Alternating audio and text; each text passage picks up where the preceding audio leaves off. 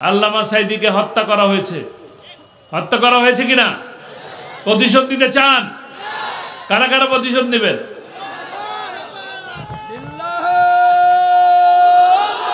আমরা একটা পন্থা দিতে চাই, প্রতিশোধ নেওয়ার পন্থা। তাকে হত্যা করা হয়েছে বলে আমি আরেকজন হত্যার হুকুম দিচ্ছি না। তার একটি স্বপ্ন ছিল, শেষ স্বপ্ন, তার জীবনের সবথেকে বড় স্বপ্ন। প্রতিটা মাহফিলের মধ্যে তিনি বলতেন, কোরআনের রাজ প্রতিষ্ঠা হয়েছে, এই দৃশ্য দেখে যেন আমার মৃত্যু হয়। শুনছেন আপনারা?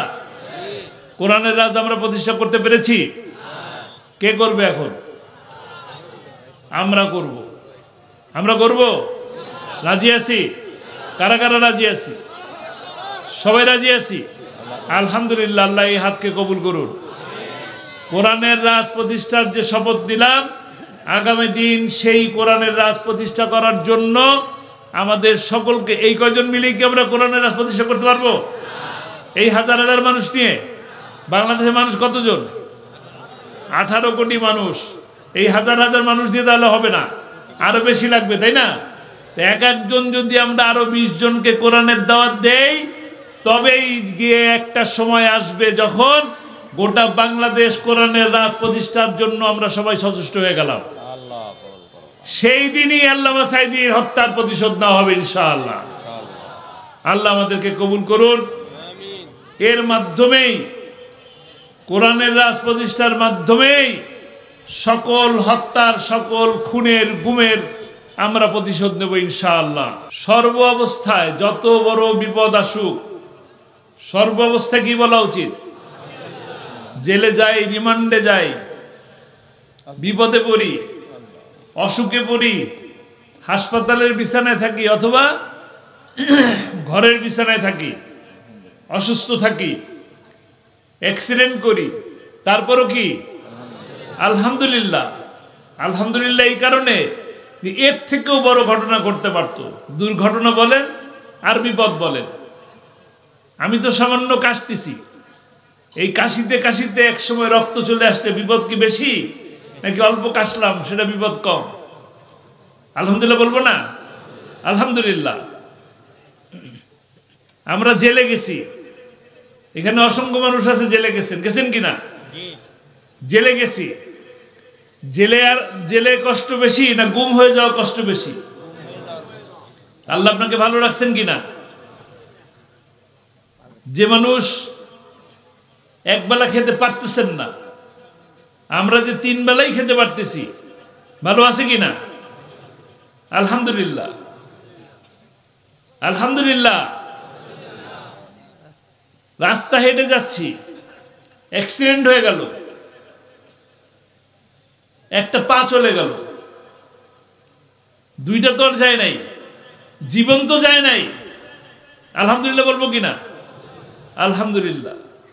বিপদ আসবে, ওই অবস্থা থেকেও আল্লাহর শুকরিয়া যদি আদায় করি, তবে আল্লাহ রাব্বুল আলামিন খুশি হন কিনা? খুশি হন।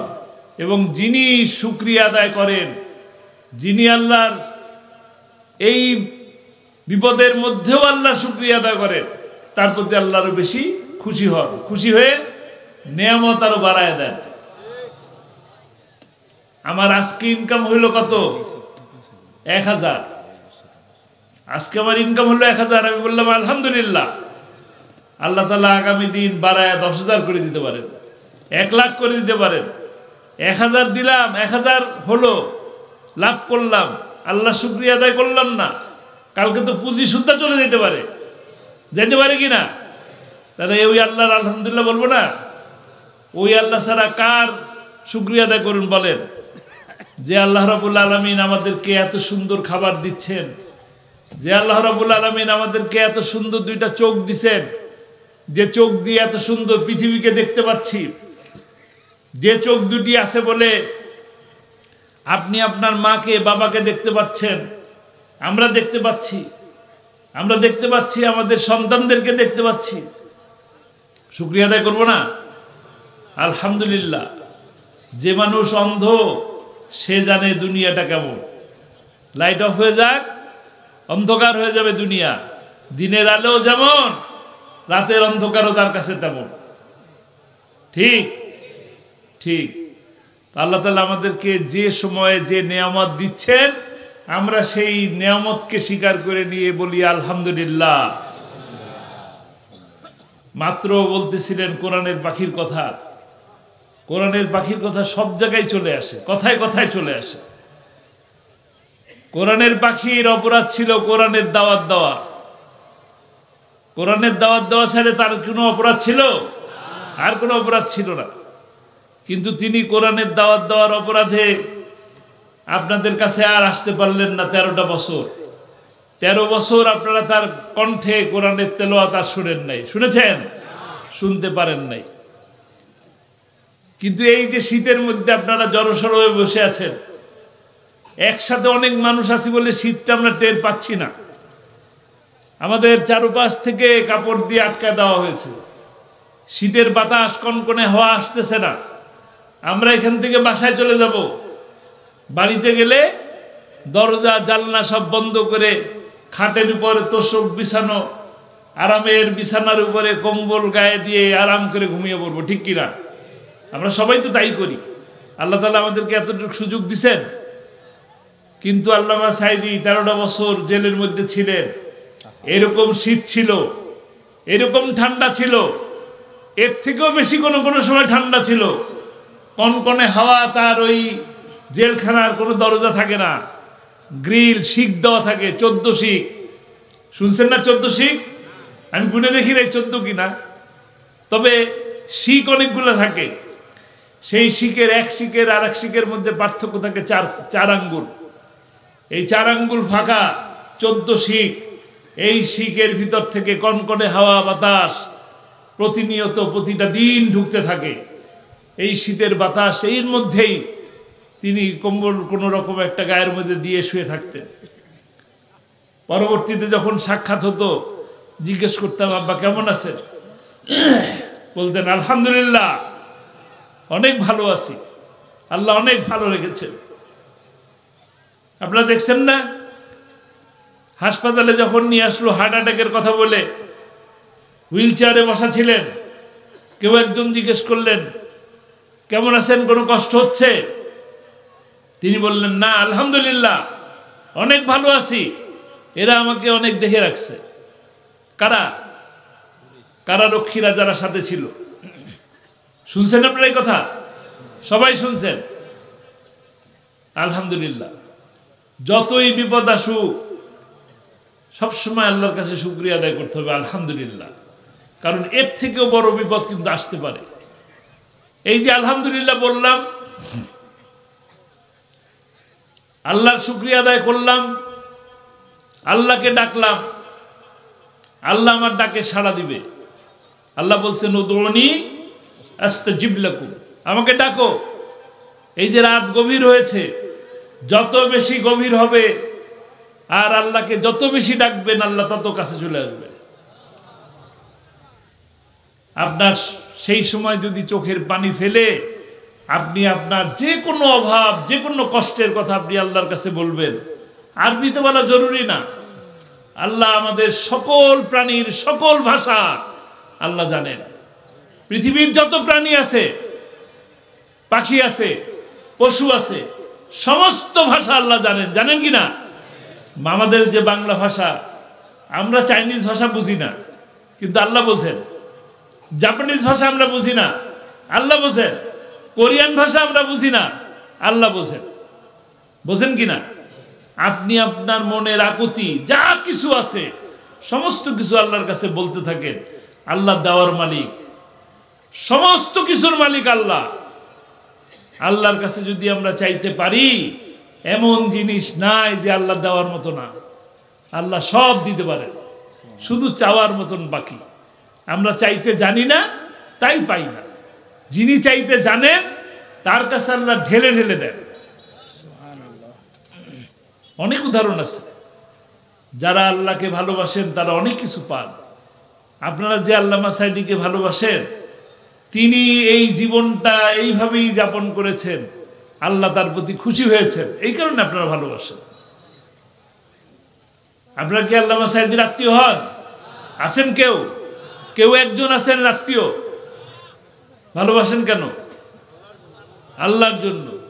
তিনি কোরআনের দাওয়াত মানুষের কাছে পৌঁছে দিয়েছেন, কোরআনের কথা বলেছেন, কোরআনের দিকে আহ্বান করেছেন, আল্লাহ তাকে পছন্দ করেছেন। কারণ এর থেকে ভালো কাজ আর নাই।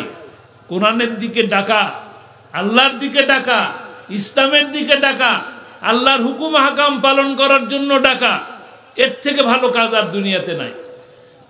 সেই কাজ যদি আল্লাহর খুশির জন্য করে তাহলে আল্লাহ রাজি হন, আল্লাহ খুশি হন, মানুষের মনের মধ্যে আল্লাহ ভালোবাসা পৌঁছায় দেয়। এবং সেই কারণেই আপনারা তাকে ভালোবাসেন, কোনো কারণ নাই। আর আপনাদের কি বাড়ি বাড়ি খাবার দিয়ে আসতেন, চকলেট দিতেন, ফুল দিতেন, বিশেষ বিশেষ দিনে কি ঈদ মোবারক জানাতেন, বছরের প্রথম দিন শুভেচ্ছা জানাতেন? আমরা তো কত কিছু মোবাইলে এখন পাঠাই না, কিন্তু তার আমলে তো এত কিছু ছিলও না। ইউটিউব ছিল না, ফেসবুক ছিল না, পাঠানোর উপায় ছিল না, কিন্তু তারপরও আপনারা ভালোবাসতেন। এই ভালোবাসার একমাত্র কারণ ছিল কোরআন। আল্লাহ তাআলা তার এই কোরআনের খেদমতকে পছন্দ করেছেন, আপনাদের মনের মধ্যে ভালোবাসা পয়দা করে দিয়েছে। সুবহানাল্লাহ। সবাইকে ভালোবাসে। আপনারা কোরআনের এই ভালোবাসাকে যদি নিতে চান, যদি জীবনে সফলতা পেতে চাই, তবে কোরআনের এই জিন্দেগিকে আমাদের মেনে নিতে হবে। আমরা কোরআনকে বুঝতে হবে, কোরআনকে শিখতে হবে, কোরআনের দাওয়াত মানুষের কাছে পৌঁছে দিতে হবে। তাহলে আমি আপনি আপনার যত কাজ আছে আল্লাহ খুশি হবেন। সারা পৃথিবীর মানুষকে যদি খুশি করার চেষ্টা করেন আর আল্লাহ যদি খুশি না হয়, কোনো কাজে আসবে? কোনো কাজে আসবে না। আর সারা পৃথিবীর মানুষ আপনার উপরে গোসা, আপনার পছন্দ করে না, সবাই আপনার শত্রু, আল্লাহ আপনার উপরে খুশি, তাহলে কি হবে? জীবন সফল হয়ে যাবে, দুনিয়াতেও সফল, আখিরাতেও সফল।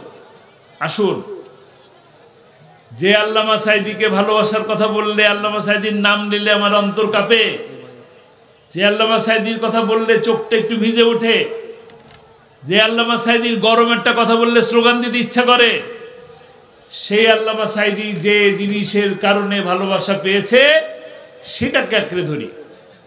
কোরআন। তিনি কোরআন আঁকড়ে ধরেছেন সেই 50 বছর আগে। কোরআনটা বুকে নিয়ে আসতেন, আবার ওই জেলখানায় যখন গেছেন কোরআনটা হাতের মধ্যে ছিল, বুকে ধরা ছিল কি না? একমাত্র কোরআন। এই কোরআন যার কাছে গেছে তিনি সম্মানিত হয়েছেন। কোরআন যে মাসে নাজিল হয়েছে সেই মাস সম্মানিত মাস, মর্যাদার মাস, রহমতের মাস, বরকতের মাস, নাজাতের মাস। যে রাতে নাজিল হয়েছে সেই রাত 1000 রাতের থেকে শ্রেষ্ঠ রাত। কথা কি সত্য? সবাই জানি, সবাই জানি, কিন্তু বুঝি না বোধহয়, নাকি? বুঝি? যদি বুঝি তাহলে এই কোরআনকে মেনে চলার জন্য চেষ্টা করতে হবে। কোরআনের হুকুম হাকামগুলো মানতে হবে, আমাদেরকে ঐক্যবদ্ধভাবে থাকতে হবে, মিলেমিশে চলতে হবে। যে দেশ আমরা সোনার বাংলা করতে চাই, যেখানে সুশাসন চাই, কল্যাণমুখী একটি রাষ্ট্র চাই, ইনসাফমূলক একটি দেশ চাই, সেই দেশে যদি ভালো কিছু করতে হয় তবে কোরআন ছাড়া আর কোনো বিকল্প পথ নাই। আছে?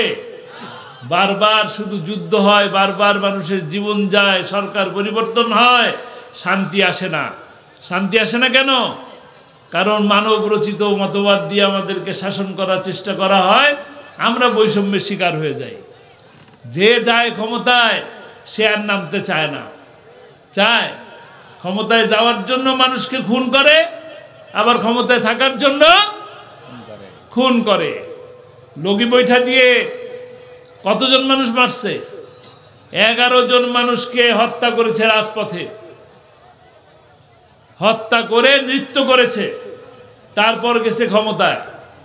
আর 16 বছরে অসংখ্য মামলা, হামলা, খুন, গুম, রাহাজানি, ধর্ষণ, শেষ নাই। গুণে শেষ করতে পারবেন কত মানুষ?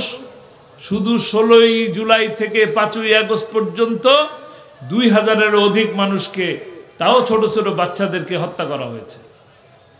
ঠিক কিনা?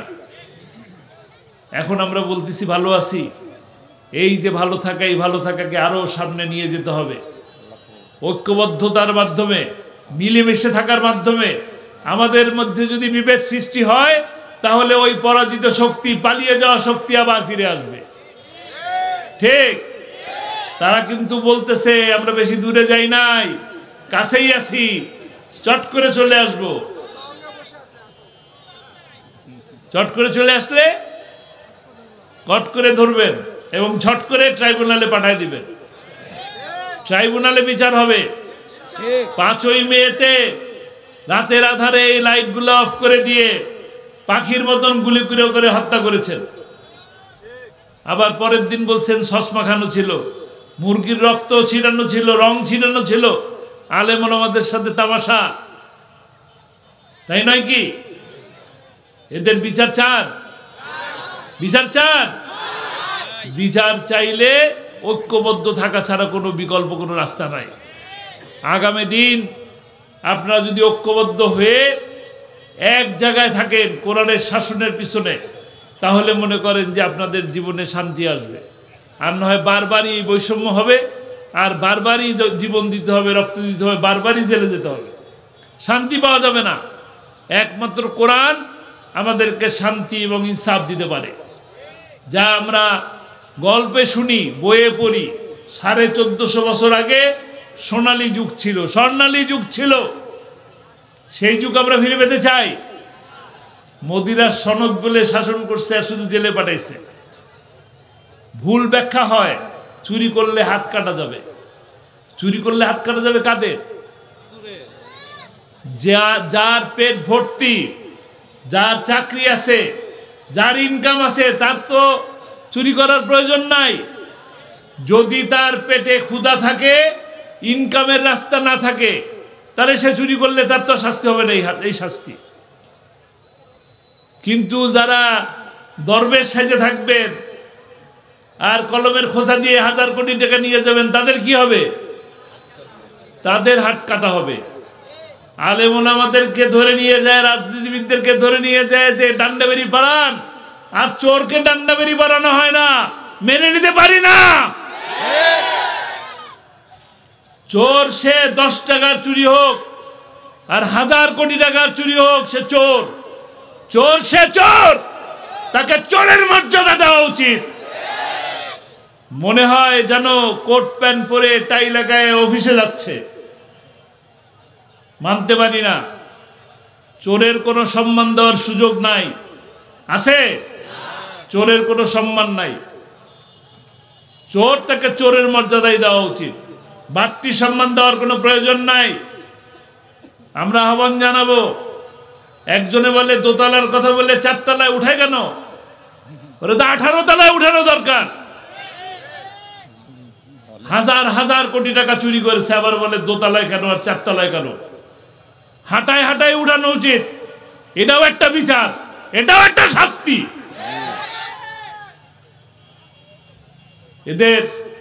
এদের সাথে আসলে মোলায়েম ব্যবহার করার সুযোগ নাই। দেশের মা বোনদেরকে ধর্ষণ করে, বাংলাদেশ থেকে পালায় যায়, ভারতে যায়, একই কাজ করতেছে। 6 জন জেলে ঢুকে আছে ধর্ষণের অপরাধে। ধর্ষক লীগ, কোনো ক্ষমা নাই। বলা হয় ছাত্রলীগকে নিষিদ্ধ করা হয়েছে। এই নিষিদ্ধের মাধ্যমে তার গুনাহকে ক্ষমা করা যাবে না, তার খুনকে ক্ষমা করা যাবে না। তাকে, তাদের সকল খুনিদের বিচার করতে হবে। ঠিক? জোরে শুধু ঠিকই বলি আমরা, কামের বেলায় নাই। কাজ করতে হবে ঐক্যবদ্ধভাবে। কারণ আমাদের মধ্যে যদি বিভেদ সৃষ্টি হয়, আপনি দেখবেন আপনার মহল্লায় যে এখন রাতের বেলা পাহারা দেন, এই পাহারা দেন, বিভেদ যদি সৃষ্টি হয়, বাড়িতে চুরি করতে আসবে কে? ওই চোরেরা আবার আসবে চুরি করার জন্য। এই সুযোগ দেবেন আপনারা? দেওয়া ঠিক হবে না। কাজেই আপনাদের কাছে আমাদের আহ্বান থাকবে, চোর, দুর্নীতিবাজ, ধর্ষক, লুটেরা, এদের কোনো স্থান বাংলা মাটিতে দেওয়া যাবে না। কারণ ক্ষতি আপনার আমার।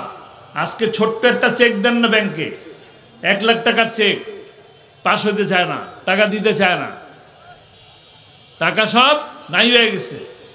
বাংলাদেশ ব্যাংকের স্বর্ণ রিজার্ভ পিতল হয়ে গেছে, চুরি করে ফেলছে সব, শুনছেন না? কাজেই আপনাদেরকে এই অবস্থায় এই দেশকে সুন্দর একটি জায়গায় নিয়ে যাওয়ার জন্য আমাদের সকল দলকে, সকল মতকে, ওই চোরের দল ছাড়া বাকি সকলকে ঐক্যবদ্ধ হয়ে একটা প্ল্যাটফর্মে থেকে দেশকে সুন্দর করে গঠন করতে হবে, সোনার বাংলাদেশ গড়তে হবে। সোনার বাংলাদেশ গড়ার জন্য এই বৈষম্য বিরোধী যে আন্দোলন করলো, সেই আন্দোলনে যদি আমাদের এই বিভেদ থাকে তাহলে আবার তারা এই সুযোগ নেবে, পরাজিত শক্তিরা। কাজেই আমাদেরকে এই সুযোগ দেওয়া চলবে না। আগামী দিন, আগামী যে সূর্য উঠবে ইনশাআল্লাহ, সেই সূর্য হবে আমাদের জন্য, মুসলমানের জন্য সূর্য, ইসলামের জন্য সূর্য। আগামী দিন যে পার্লামেন্ট হবে, সেই পার্লামেন্ট হবে কোরআনের জন্য পার্লামেন্ট। আপনারা আল্লামা সাঈদীকে ভালোবাসেন। আল্লামা সাঈদীকে হত্যা করা হয়েছে, হত্যা করা হয়েছে কিনা? প্রতিশোধ নিতে চান? কারা কারা প্রতিশোধ নেবেন?